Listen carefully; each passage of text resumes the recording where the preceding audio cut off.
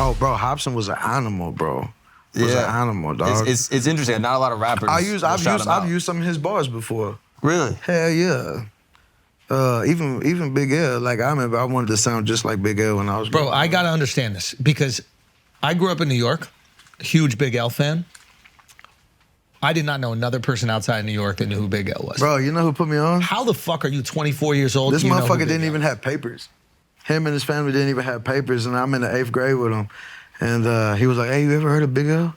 I was like, nah, who's that fool? And he just put some headphones in my ear, and I think it was like the 98 freestyle that he did. Crazy. Yeah, and ever since then, I just been in a loophole with him. Bro, L was so... Put It On was my shit. Put It On was great.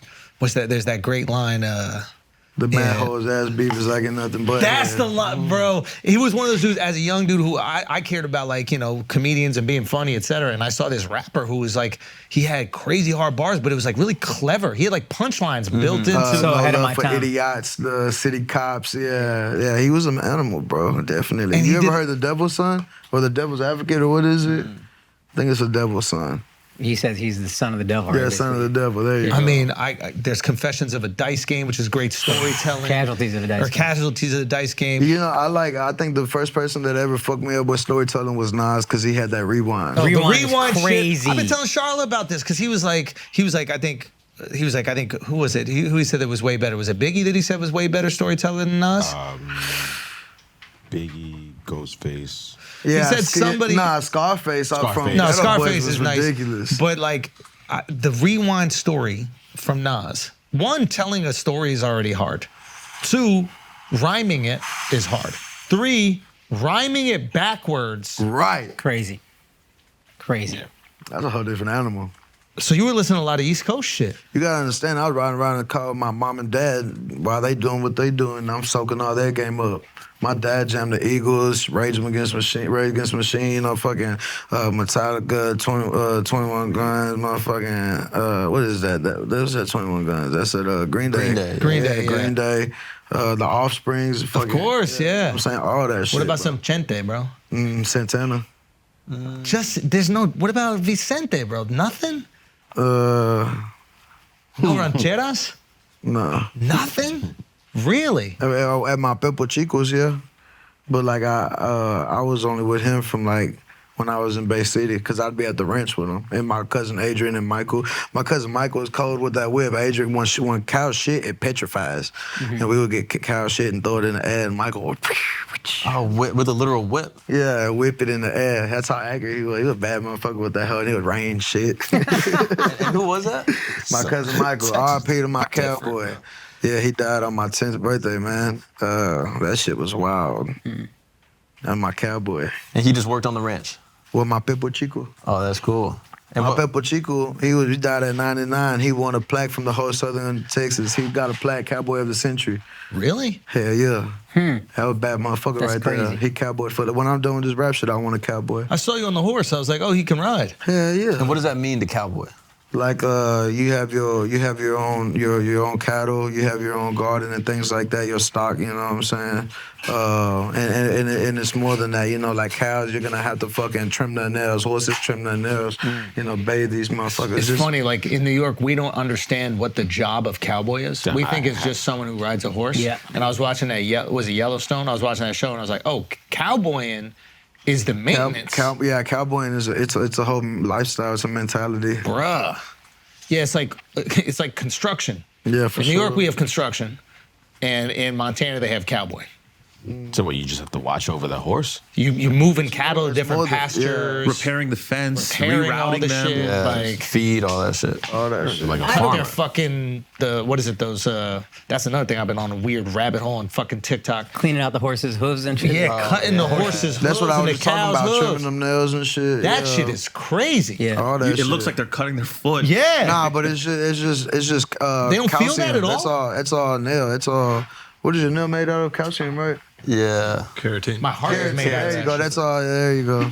I got a heart Question condition, bro. about the Calcium on my heart. Stop it, Tequila's bro. the only Stop way it, to bro. take care of it. I got calcium on my heart. These little young bucks, Stop it, bro. they think that, yeah. Oh, I got 39. I got a question about the Damn. cowboy. That's shit. why I can't. You make it look good, baby. Thank you, brother. I appreciate you. That's why I was so like I was stoked about the Big L thing, man. It's because I don't know. I've just been such a big fan, and there was a couple songs that went big. I remember, like, even I don't. You're probably too young for this, but there's a Ebonics is how I found out about it. Ebonics was That's great, but like crazy. 106 in Park was playing "Put It On," Yeah.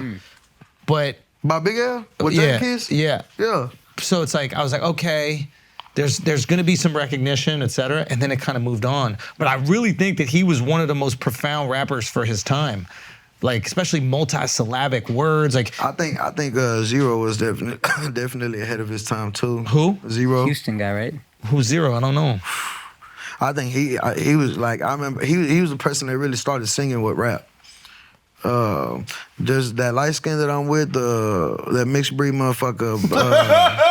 We kicked him out for that reason. Thank you. Get him out of here. Get him. Yeah. Nah, anyway, Beat On. That mixed breed motherfucker. I love how Texas is so Texan. That mixed breed. Listen, bro, for real. Yeah. Nah, he cool as fuck though. Shout out my boy, man. Like he's definitely him, and there's another one, G-Luck. Those are some bad motherfuckers. Two of the good ones? Huh? Two of the good ones. Yeah. G&B, that's their name. Anyways, they're cool as fuck, and not only are they great at what they do, like they're highly respected just off face card, you know what I'm saying? Yeah. So like there's a lot that they can do. And B-Don's really blessed me a lot, man. And he's the one that actually got Paul on the song. Really? Yeah, bro. B-Don, he's a pioneer, one of the pioneers of what the sound of Texas is today. Interesting. You know what I'm saying? Like, What does he do? he makes beats. Oh, he's a Yeah, producer. Okay. yeah. And like G-Luck, his sister's Latoya Luck. You know, B-Don, he was already punched in with them. G&B, they were on tour with Slim Thug when they were like 17, you know what I'm saying? So they've been in the game for a minute. Right, so they've seen a lot too and learned a lot. They got a lot of soak up a lot of game and shit. Anyways, back to Zero. He was ahead of his time too. I feel like he was singing and had some crazy wordplay. He was fast as fuck. He was good at telling stories. You know, he was definitely an animal for sure.